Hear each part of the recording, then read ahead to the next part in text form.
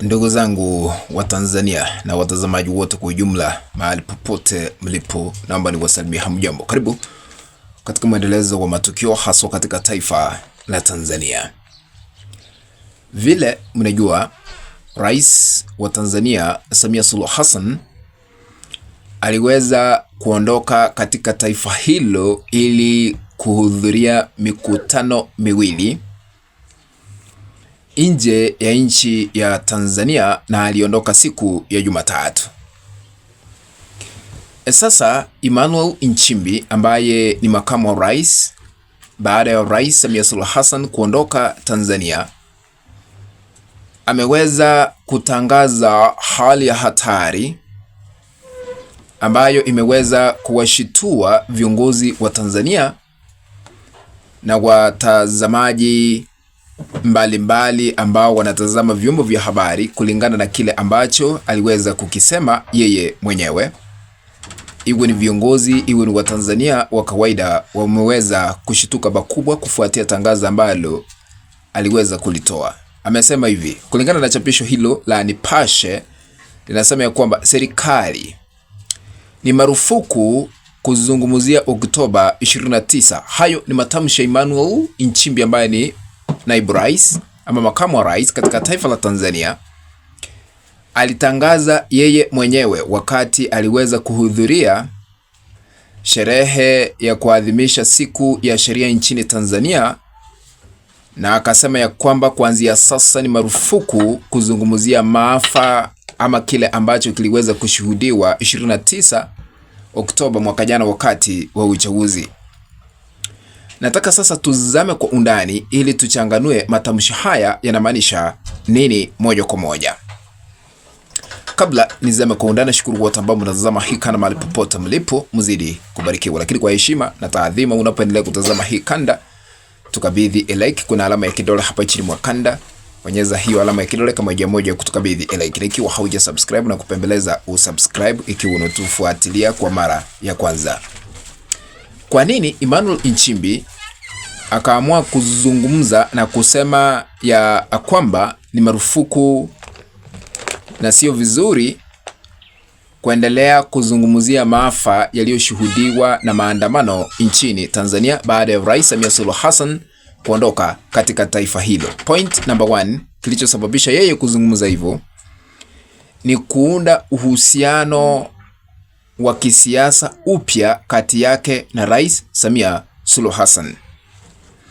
Tumekuwa tukisikiza, tumekuwa tukihabarishwa, tumekuwa tukiambiwa ya kwamba uhusiano kati ya Samia Suluhu Hassan na Emmanuel Nchimbi ambaye ni makamu wa rais sio mzuri, haswa katika sekta ya siasa, na Emmanuel Nchimbi amekuwa haonekani katika mikutano mbalimbali ambayo inahudhuriwa na Rais Samia Suluhu Hassan nchini Tanzania, na amekosa kuonekana kwa siku zaidi ya 10 hasa katika mikutano mbalimbali.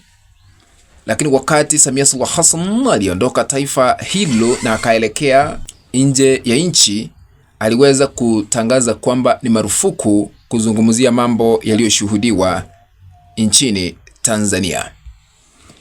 Wakati Samia aliondoka Tanzania, hakumwaga Emmanuel Nchimbi, na kulingana na sheria Nchimbi ndiye angemsindikiza hadi uwanja wa ndege, amsalimie Samia Suluhu Hassan, aende kwa ndege.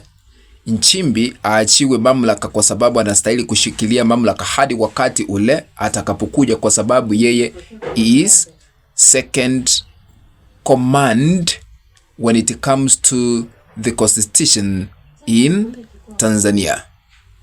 Yule ambaye anashughulikia masuala, kwa sababu yeye ni nafasi ya pili katika uongozi, ni Emmanuel Nchimbi. Wakati rais hayupo, mwenye anachukua majukumu sio mwingine ila tu ni Emmanuel Nchimbi. Lakini hatukuona mahali popote Nchimbi akimsindikiza yule ambaye anaitwa Rais Samia Suluhu Hassan kuelekea uwanja wa ndege, kumaanisha kuna tofauti. Fununu hizi ambazo tumekuwa tukipokezwa kwamba kuna tofauti kati ya Emmanuel Nchimbi na Samia Suluhu Hassan ni ukweli, kwa sababu hatukuona ila tu tuliweza kushuhudia maafisa wengine wa serikali wakimwaga akipanda ndege na kuondoka. Sasa aliposema hivyo ni kujitetea yeye mwenyewe ili kumtetea Samia Suluhu Hassan. Hata akisikia hivyo akiwa nje ya nchi, akirudi huenda uhusiano wao utarejelea mahali ama kiwango kile ambacho kilikuwa wakati walikuwa wanatafuta kiti cha urais. Kwa hivyo ni wazi kwamba anataka kuunda uhusiano mwema, kwa sababu kwa muda mrefu sasa hatujamuona Emmanuel Nchimbi akizungumzia swala hilo. Amekuwa akinyamaza, hajazungumzia mambo ya maafa, hajazungumzia mambo ya maandamano,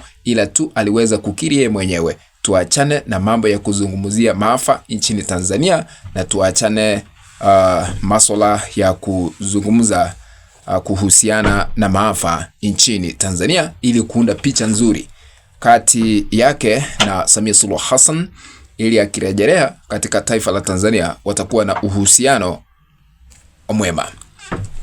Ikumbukwe ya kwamba kufikia sasa kulikuwa na fununu kwamba Nchimbi anamezea mate kiti cha urais, kwamba atasimama kiti cha urais katika uchaguzi ujao mwaka 2030, na lisemwalo lipo kama halipo linjiani laja.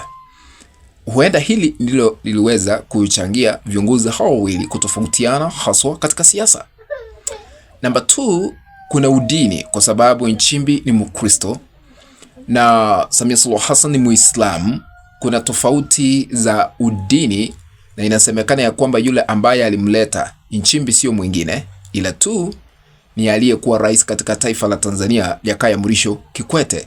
Na inasemekana ya kwamba yule ambaye Samia Suluhu Hassan alikuwa na hitaji awe mgombea mwenza wake, awe makamu wa rais, sio mwingine ila tu ni Paul Makonda, wala sio Emmanuel Nchimbi. Ndio maana hamna uhusiano mwema kati ya viongozi hawa wawili, lakini tutasubiri tuone ikiwa wakati Samia Suluhu Hassan akirudi katika taifa la Tanzania, tutaona ikiwa hawa viongozi wawili wanaenda kufanya kazi pamoja, ama wataanza kutembea kuzindua miradi ya maendeleo hapa na pale, kuonyesha uhusiano umeweza kurejelewa, kwa sababu Samia amekuwa akitembea na Jakaya Mrisho Kikwete kuanzisha ama kuzindua miradi ya maendeleo, jambo ambalo liliweza kuleta maswali mengi nchini Tanzania, kwa sababu yeye aliweza kustaafu, kazi ambayo inastahili kufanywa na Emmanuel Nchimbi na Waziri Mkuu Mwigulu Nchemba.